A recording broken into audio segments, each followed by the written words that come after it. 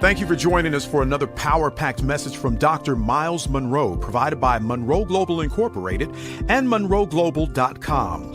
We transform followers into leaders and leaders into agents of change. We hope that this message is a blessing to you as you advance your life and discover your purpose. Now, let's go into the message.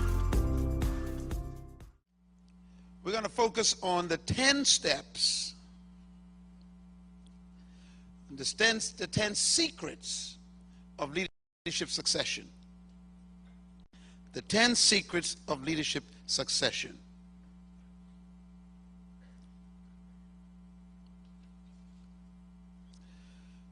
Our focus is going to be specifically on understanding the principle of succession.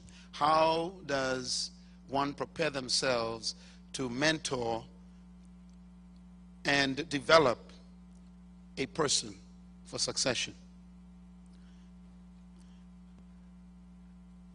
First, we need to think about the mind of the leader. This has to do with the mentality or the belief system of a leader, because mentoring requires a certain attitude. So the first statement I want to make in this segment is to focus on the fact that leadership is about sharing power. That's a mentality issue, or as we would say, a philosophy issue.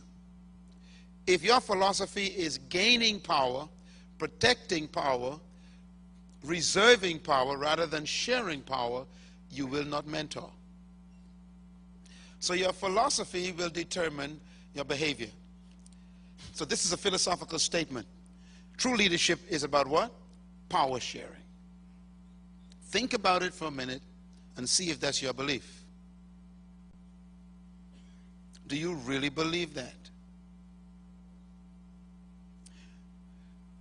You might be quick to say yes, but if you think about your lifestyle, your leadership style, and your leadership behavior, it may be saying something different.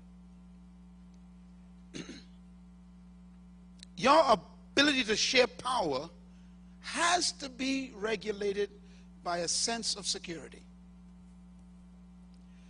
That leads to point number 2. True leadership does not seek power. It seeks to empower. The average leader today in all countries that I've been in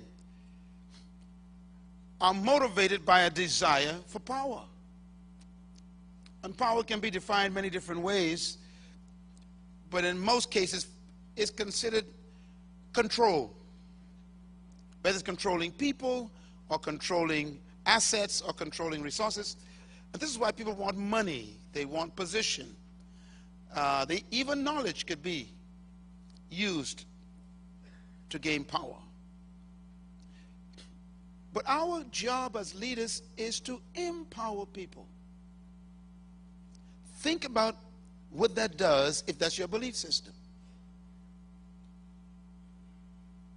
When you enter a position, or if you start an organization, I ask you a question. Why did you start the organization? It's not necessary to accomplish a goal like building a building or establishing a company or gaining profits. And those 3 things are probably what motivates most of you. It should be about improving people, empowering people to become successful and to not need you. I've discovered that when you release people, they come back to you with more.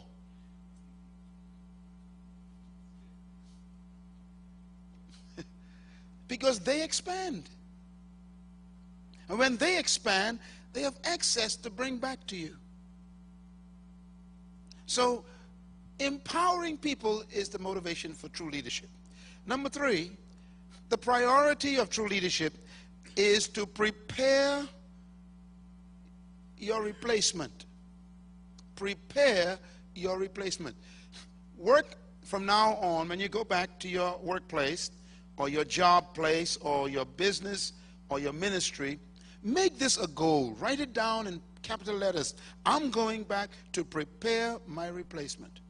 Make it one of your goals. You know, we write goals every year. Don't leave mentoring off your goal list.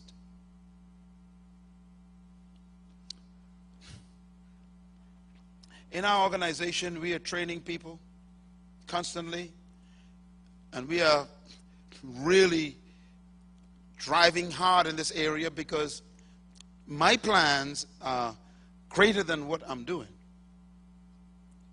I'm talking about in our local environment here, because if I become so attached to the local, then I can't handle the international.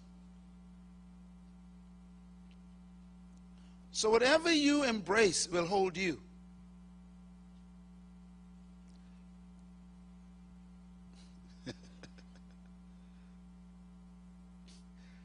I'm pausing because you missed it. Whatever you hold on to will hold you. So hold everything very slackly, because it can become a prison. Number 4, true leadership does not just capture a vision, which is what we are all driven by, our vision, but we also capture not just a vision of the future, but a vision of the future leaders. How about that for a vision? Sometimes we only have a vision of our organization, of our dreams, our ministry, our business. What about having a vision of the future leaders who will run it, who will inherit it, who will take over? Have a vision of the leaders as well.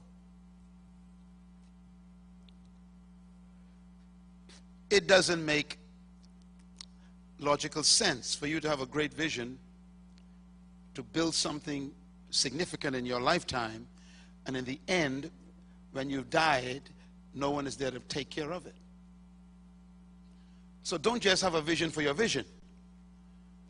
Have a vision for the leaders who will preserve it. And again, that demands mentoring. All right. The principle of succession is an interesting one because we don't think about it too often. But here's one of my take on this.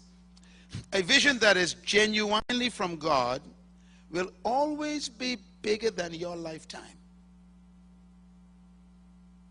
In other words, God will never give you an assignment that you can complete in your lifetime, because He is a generational God. He will not allow you to complete the vision. He'll allow you to finish your phase of it. Most of what you've written down to do will not be done by you. It requires succession. So you can always tell when a dream is from God. You can never finish it. You can only finish your part of it. You know, I think one of the greatest statements made by Jesus Christ on earth, who I consider to be the greatest leader that I've ever thought of and meant, was this: it is finished. And I think what's important in those words is He did not say, I am finished. There's a big difference between I am finished and it is finished. It is referring to a phase. Why? He is still working, isn't he? But he went to another phase, and the phase required relocation to another place. And he's now working, and his phase now is what? Intercession. But he's still working. Your next phase may require relocation. Who told you you're going to die in Guyana? But you see, if you're so stuck on hanging on to that position, God can't get you to the greater work. You could be so in love with what you are doing that it prevents you from your greatness. Never think what you are doing now is great. It's a phase. How can you be better than resurrection? Simple. Go to heaven, sit on a throne, and pray. That's greater than resurrection. Now, I mean, you think you can't get better than resurrection. Oh, yes, he's gotten better. He is seated on a throne. That's better than resurrection. See, what you think is great is not the end of your life. So, the dream in your heart will always be bigger than your lifetime, and you were only given that dream to complete your phase. And it's important to know when your phase is over. Age does not measure the phase. Please write it down. The phase of Jesus Christ's assignment on earth was finished at 33 years old.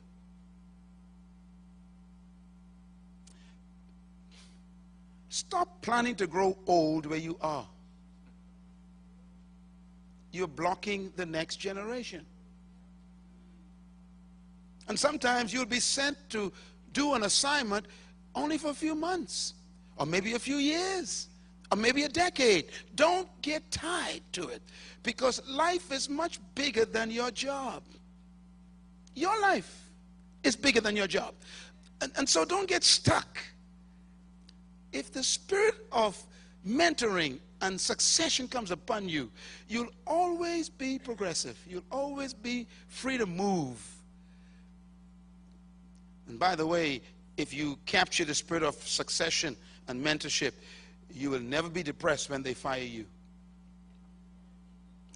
Because your interpretation of that would be, it's time to move on. They didn't fire you, they released you to your next phase, that's all. But if your job was your life, they destroyed your life.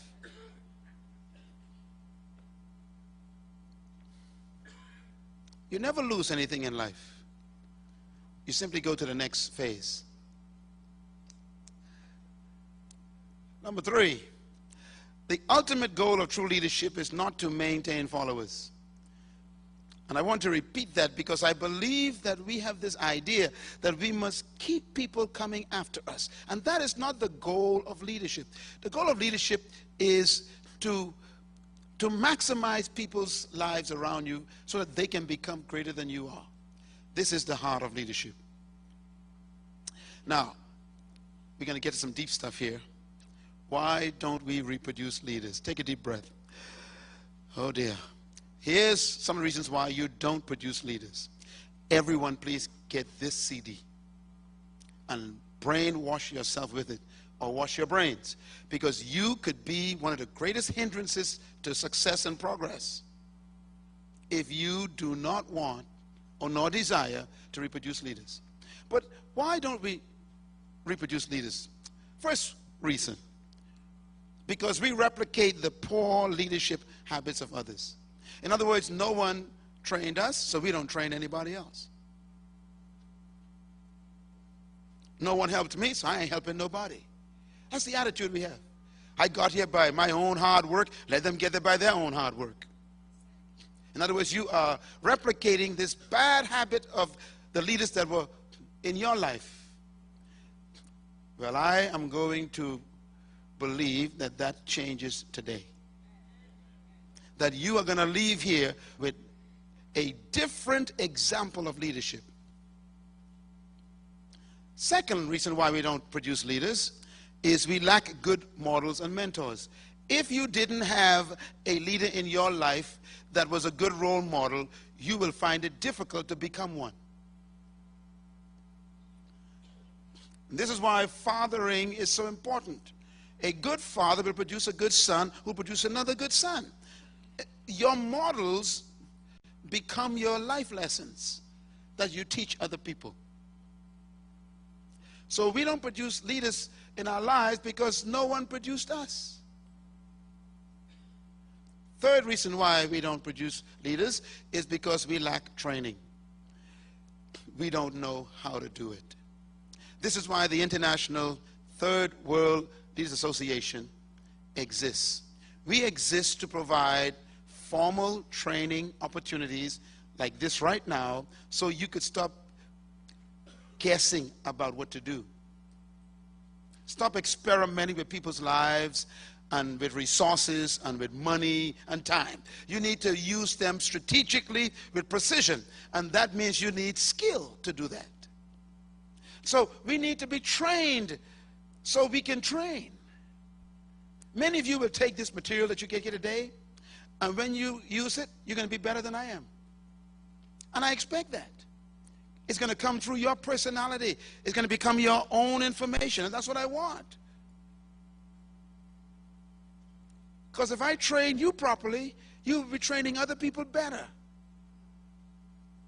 Leadership is reproduced by leadership. Number 5, why don't we reproduce leaders? We lack the power of letting go.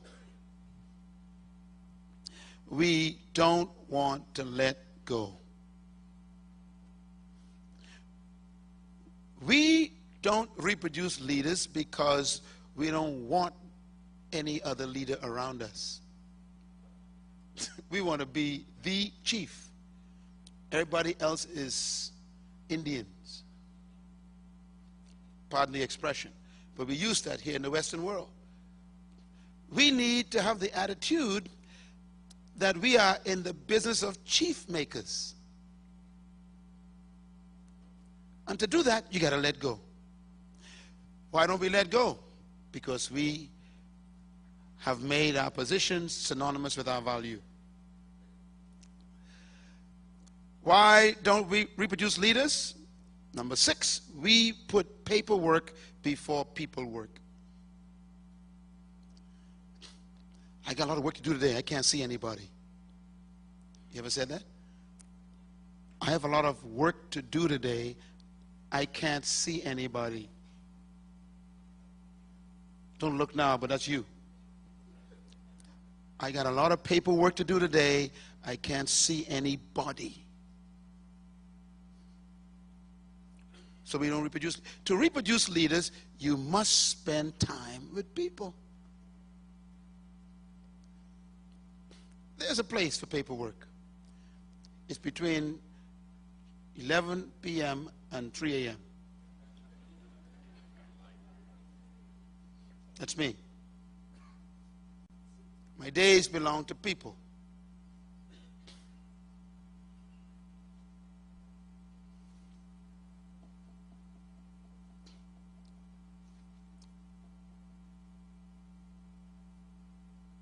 Yeah. That's why we don't reproduce people. We reproduce memos. Mentoring is about people, not memos.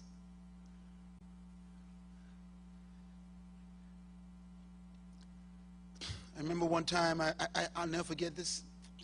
I was in my office, and my secretary, who's sitting out there, she's my eldest sister, she said, there are 2 guests from the ship downstairs to see you.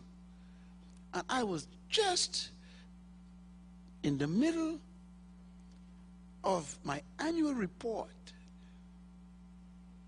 And I'm thinking, this is a bad moment. And she said, I know you're busy, but they said that they must see you. They've been reading your books, they've watched your TV shows, and they came to the Bahamas on a cruise, and they took a taxi all the way over to our center. They just want to see you for 3 minutes, just to shake your hands and tell you thanks for helping them. I said, oh, man. And I heard a voice. They are people. So I closed my folder, shut the computer. I said, bring them up. And they came up to my office, walked in. There's sandals, short pants, T-shirt, hat. This guy and his wife. And they were so happy to see me, and we hugged and greeted. And I said, sit down. They said, no, we didn't come to stay long. I said, sit down. They said, why? I said, because you're people. And they said, you would actually take time to see us? I said, sure, you're people. That's what I heard. So we sat down, chatted a little bit, and they told me where they were from and how much our work had blessed them and changed their lives, and how their kids were reading our books, and their young son had started a business from reading one of my books, and they were so excited, and I was listening to them, and I was so encouraged by what they said. And I said, thank you so much for coming. And they stood up. They said, can we take a picture? I said, sure. We took a picture. And we were walking down the hall back out to the door. And the guy turned around and said, oh, by the way, we bought you something. And he turned around and gave me an envelope. $10,000.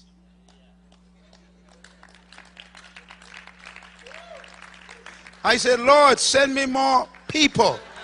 Plenty people. Paperwork or people?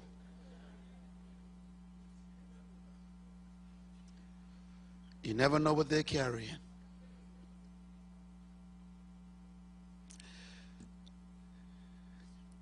Are you too busy to get blessed?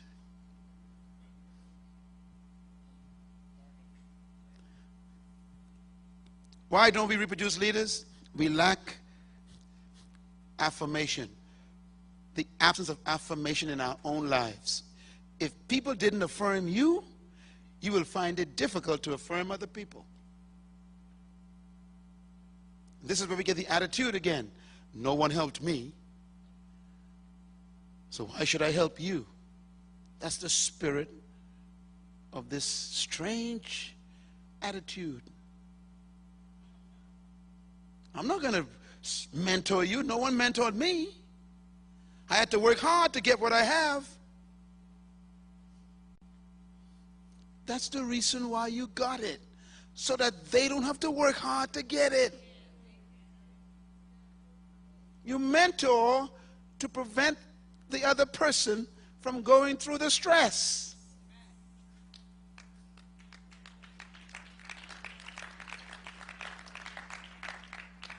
You mentor so you can grow leaders better than yourself. The next one is an important one. We don't reproduce leaders because we have no time for mavericks. You know what a maverick is, right? Somebody who is so full of energy and new ideas and dreams that they irritate you. Matter of fact, when they come in your presence, they remind you of how old and dumb you are.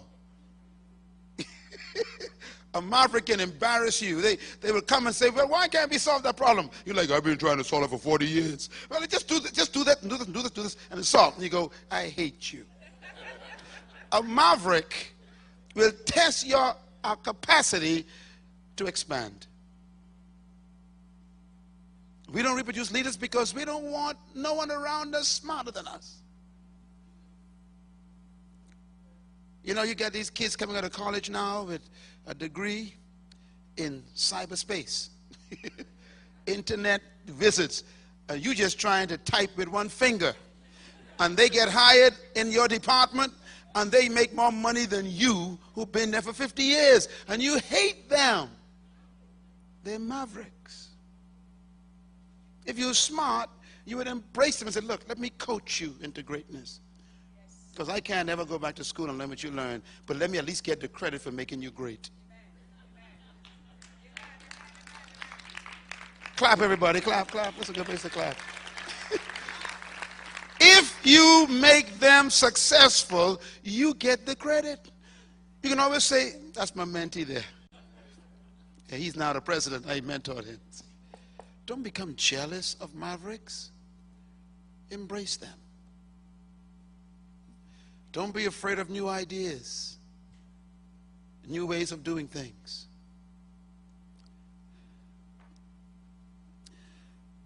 This last one is very important. We don't reproduce leaders because we are dictators.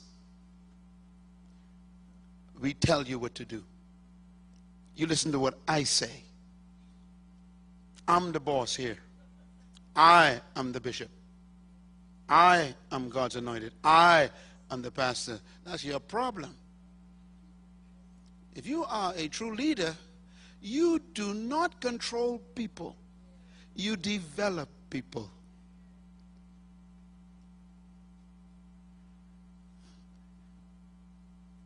Do not be a dictator in decision making. Otherwise, you'll never create leaders. Allow people to run with the vision. You know, this conference, I didn't have nothing. I didn't do anything for this conference. Our entire staff and leaders, they created this whole thing. At the beginning, I did everything. I was involved in every detail, but today I don't touch it for years. Why? Well, I've reproduced myself.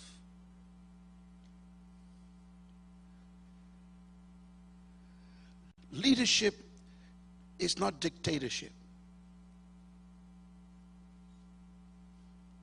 Release people. Reproduce them. Okay, here we come down to the end. 10 marks of a secure leader.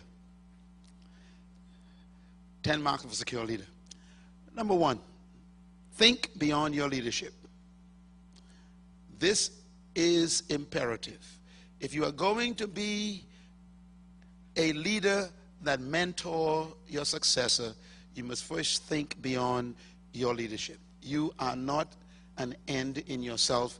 This is not about you, and you are not the star. You are simply an extra on stage. Number 2, think generationally. Think about the unborn and what you will provide for them and how you prepare this place for the unborn.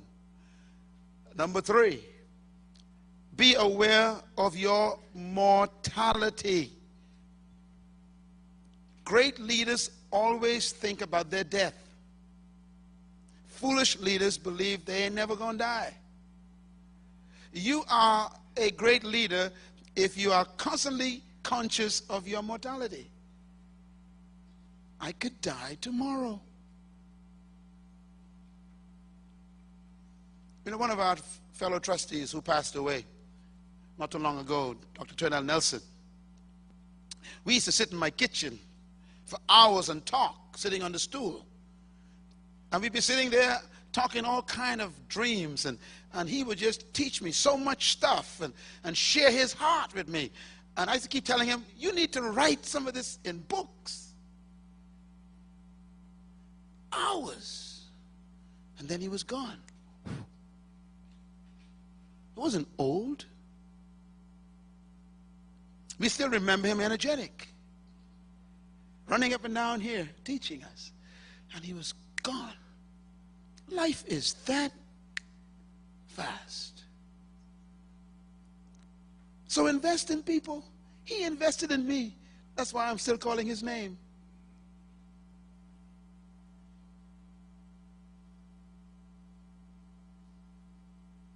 Some of you are here because of him. In this meeting today. He started to build a building in Trinidad, never finished it, but he built you. He invested in people. His legacy is in us.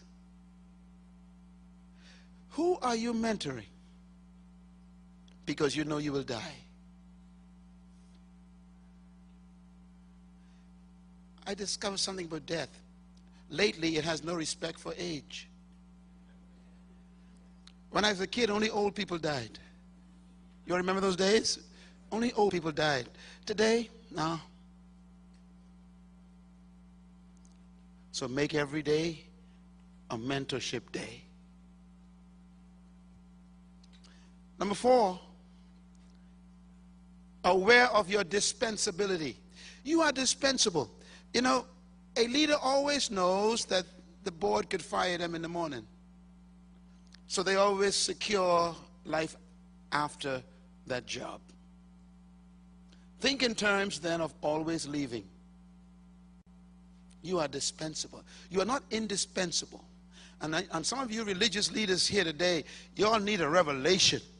Because somehow we get this idea that if the Lord called me, no one can move me. Oh, yeah?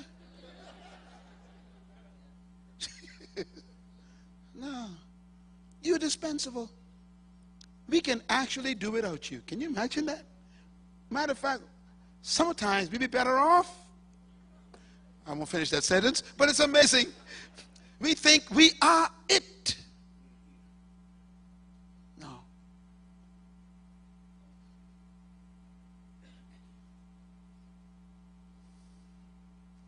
I made a decision that the next 4 years of my life, I am going to empty myself of my vision. I'm going to identify some people, and I'm going to empty myself. Because I'm dispensable. Vision is not dispensable. Visionaries are.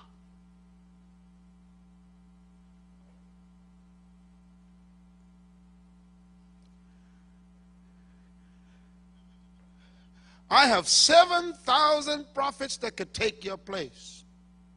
So settle down, Elijah, and behave yourself. You're dispensable. It is a privilege to be leading, not a right. Yeah. Number 5. The mark of a secure leader. They are aware that they are responsible for the organization's future. This is very important.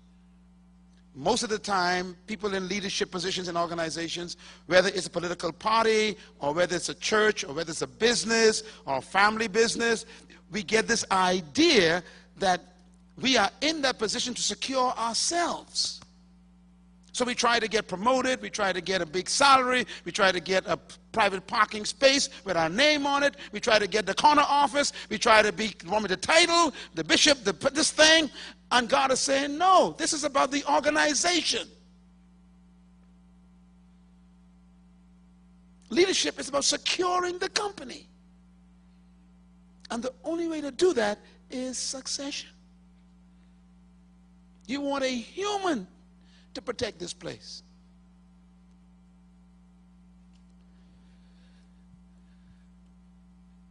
Number 6, a secure leader is secure in herself, in himself. Their security is in themselves. They don't get their security from what they do, or what they are called, or what position they are in. Their security is inherent in their revelation of their value to God. They know they are important to the world because they were sent to fulfill an assignment. That's their security. So no matter where they are still confident. Number 7, a secure leader is not afraid of other people's success. Boy, that's a big one. I've never seen so much jealousy than I've seen in the Christian environment. Jealousy is a sign of insecurity and a lack of vision. Jealousy means you don't know who you are, and so you don't want no one else to be themselves.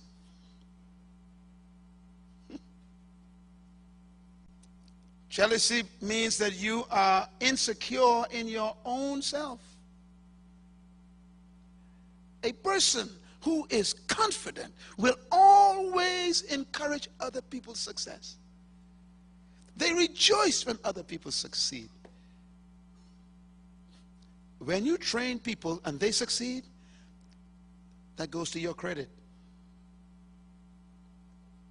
So you help them succeed.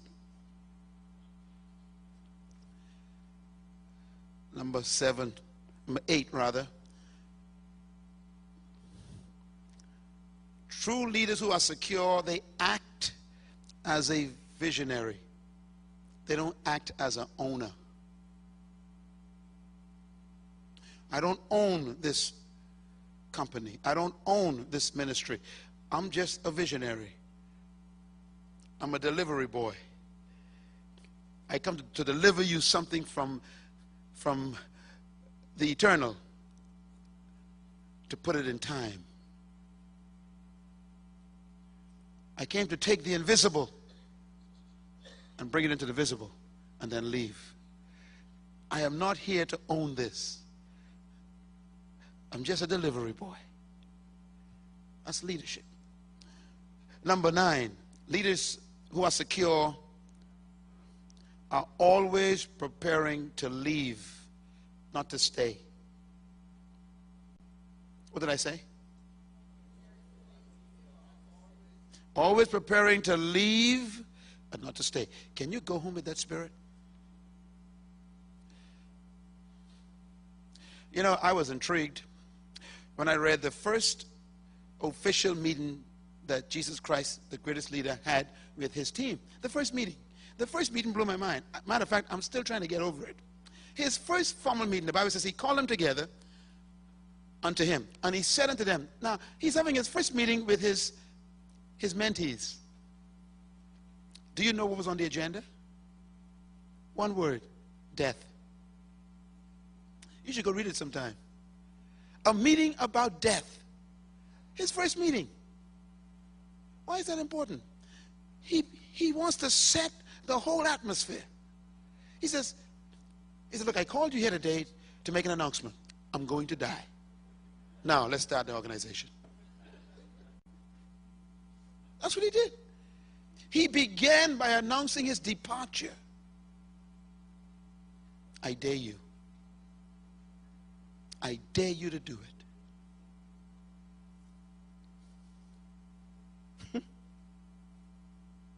Prepare them for your departure. He began it that way. Matter of fact, that's what made them so afraid. He says, I'll be crucified, they will bury me, and I'll come back the third day, but I want you to know up front that I'm going to die. Now, let's begin. What a way to begin. I'm not going to be here, so you all learn fast. That's what he was saying.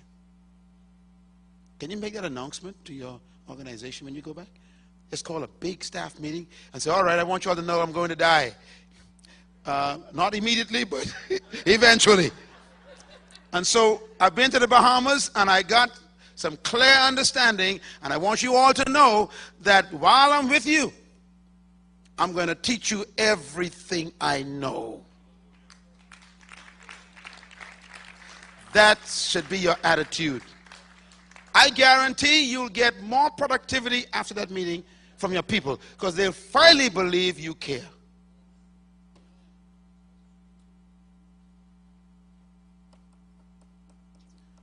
It's not about you. You're temporary. Once you make that announcement, it generates a spirit of obligation for you to mentor. You become more conscious of your responsibility to take care of every person in that organization, to help them become better. And number 10, secure leaders. One of their marks is they focus on securing their legacy, not securing their bank account, not securing their real estate, not securing their cars. They are more concerned about securing what? Their legacy. They think that way. This is the spirit of mentoring.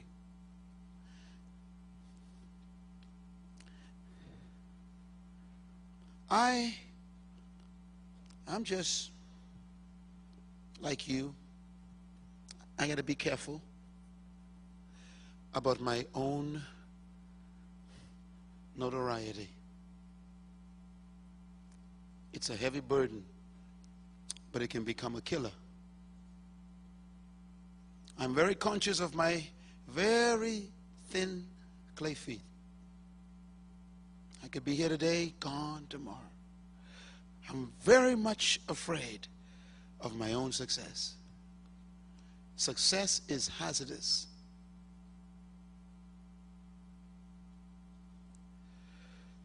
So stay in touch with people. Make them your priority. Give your life away. Distribute yourself to your generation. Become a mentor of mentees who mentor.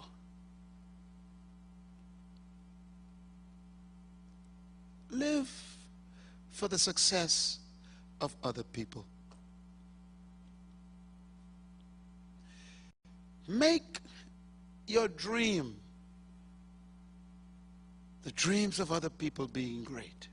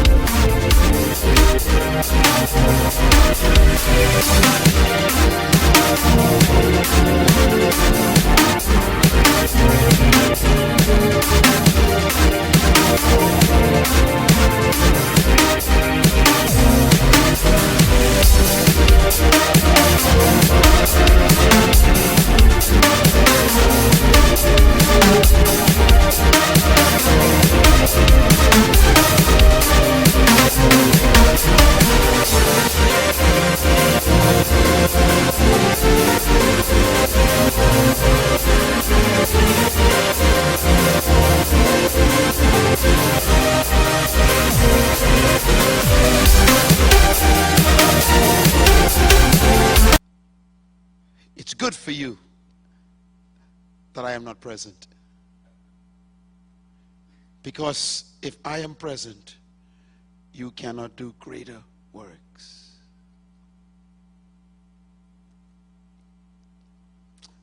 May that be your prayer also. Thank you once again for listening to this message, as we hope that it has been a blessing to you. Our goal is to show you new paths and opportunities so that you can discover your purpose.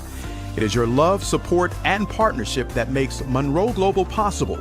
Please visit us online at www.monroeglobal.com for more product, partnership, or to join us at one of our live events around the world.